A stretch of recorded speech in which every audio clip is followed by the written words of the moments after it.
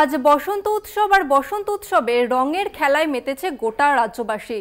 আর বসন্ত উৎসব মানেই কিন্তু শান্তিনিকেতন। শান্তিনিকেতন কিন্তু জমজমাট থাকে এই বসন্ত উৎসবে। বসন্ত উৎসবে মাতোয়ারা বাংলা এবং দূর দূরান্ত থেকে মানুষজন কিন্তু শান্তিনিকেতনে আসে দোল উৎসবকে উপভোগ করতে। বসন্ত উৎসবে মাতোয়ারা গোটা বাংলা, আর ইতিমধ্যেই আমরা জানি যে দোল মানে কিন্তু শান্তিনিকেতন, যেখান থেকে কিন্তু দূর দূরান্ত থেকে বিভিন্ন পর্যটক তারা আসে দোল খেলতে। আমাদের প্রতিনিধি মনা বীরবংশী আমাদের সঙ্গে রয়েছে। মনা, বিশ্বভারতীতে তো দোল উৎসব মানা, কিন্তু রবি ঠাকুরের শান্তিনিকেতন, সেই চিত্রটা তোমার কাছে জানতে চাইবো। হ্যাঁ দেখো, একেবারেই তাই। তুমি যেটা বললে যে শান্তিনিকেতন মানেই অবশ্যই আপামর বাঙালিদের কাছে কিন্তু একটা নস্টালজিয়া। কিন্তু তুমি জানো যে এই বছর নিয়ে পরপর 5 বছর কিন্তু শান্তিনিকেতনে বসন্ত উৎসব অনুষ্ঠিত হচ্ছে না, অর্থাৎ বন্ধ। বিশ্বভারতী কর্তৃপক্ষ এবারেও কিন্তু বসন্ত উৎসব করছে না। কিন্তু শান্তিনিকেতনে বসন্ত উৎসব করছে না তো কি হচ্ছে? মানুষের মনের মধ্যে শান্তিনিকেতন মানেই বসন্ত উৎসব, শান্তিনিকেতন মানেই পৌষ মেলা। তো অসংখ্য পর্যটকরা ইতিমধ্যেই শান্তিনিকেতনে এসে পৌঁছে গেছেন। তুমি দেখো আজকের যে সকাল থেকে চিত্রটা আমি দেখতে পাচ্ছি, প্রথমত হচ্ছে যদি আমি একটু আবহাওয়ার দিকে তাকাই, দেখো অসম্ভব সুন্দর একটা আবহাওয়া, অর্থাৎ ওয়েদার। তার কারণ হচ্ছে সকাল থেকে সূর্যের দেখা নেই এবং কুয়াশাচ্ছন্ন শান্তিনিকেতন, চাদরে মুড়েছে কুয়াশার, এবং একটা এই বসন্ত ঋতুতেও একটা মৃদু ঠান্ডা। খুব স্বাভাবিকভাবেই অসাধারণ একটা পরিবেশ, অসাধারণ অসম্ভব একটা পরিবেশ শান্তিনিকেতন জুড়ে। এবং তুমি যেটা বললে যে শান্তিনিকেতন ছবিটা ঠিক কি, দেখো অবশ্যই আমি যেখানে দাঁড়িয়ে আছি এটি হচ্ছে শান্তিনিকেতনের প্রাণ কেন্দ্র বলা যেতে পারে।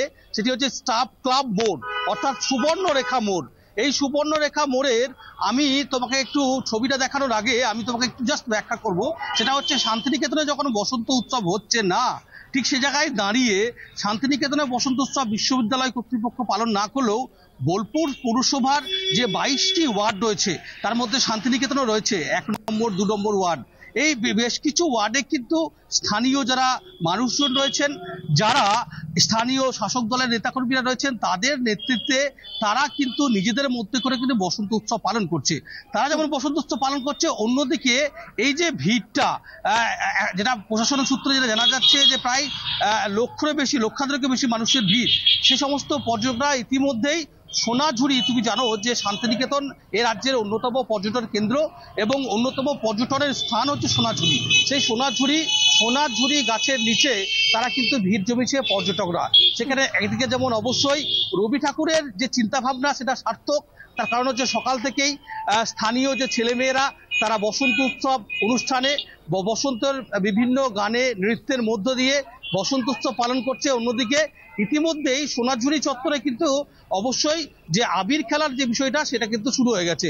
এবং আজকের দিনটা বিশেষ করে সোনাঝুরি বলো, কোপাই নদী বলো, এই যে অঞ্চলগুলি রয়েছে, এই অঞ্চলগুলিতে কিন্তু মূলত প্রচুর মানুষ দূর দূরান্ত থেকে, রাজ্যের বিভিন্ন প্রান্ত থেকে ইতিমধ্যেই শান্তিনিকেতনে সোনাঝুরিতে এসে ভিড় জমিয়েছেন এবং সেখানে রীতিমতো তারা একে অপরকে বিভিন্ন রঙে আবির দিয়ে রাঙিয়ে দিচ্ছেন। উৎসব হচ্ছে, নানান কর্মসূচি, আজকে ঢালাও কর্মসূচি কিন্তু উৎসবে অনুষ্ঠানে কিন্তু মাতোয়ারা বাঙালি সেটা আর বলার অপেক্ষা রাখে না। যেটা তোমাকে বলছিলাম, যখন একদিকে শান্তিনিকেতনে কবিগুরুর আশ্রম প্রাঙ্গণ, যেমন কোনো উৎসব অনুষ্ঠান নেই, বর্ণহীন রংহীন ফিকে হয়ে গেছে, কিন্তু তার বিপরীত একটা চিত্র সোনাঝুরিতেই কিন্তু মূলত উঠে আসছে।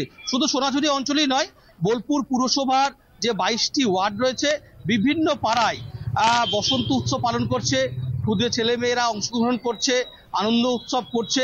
এছাড়াও তুমি জানো যে শান্তিনিকেতনে প্রচুর রিসর্ট, কটেজ এবং হোটেল রয়েছে, যেগুলো ইতিমধ্যেই কিন্তু সম্পূর্ণ ফুল হয়ে গেছে। প্যাকেজিং সিস্টেম রয়েছে 3 দিন ধরে। খুব স্বাভাবিকভাবেই সেখানেও কিন্তু সেই কটেজগুলোতে, রিসোর্টগুলোতে নিজেদের মতো করে যারা পর্যটকরা এসেছেন, বোঝাই গেল শান্তিনিকেতনের বাসিন্দারা তারা কিন্তু ইতিমধ্যেই হোলির উৎসবে মেতে উঠেছে। ধন্যবাদ তোমাকে মনা।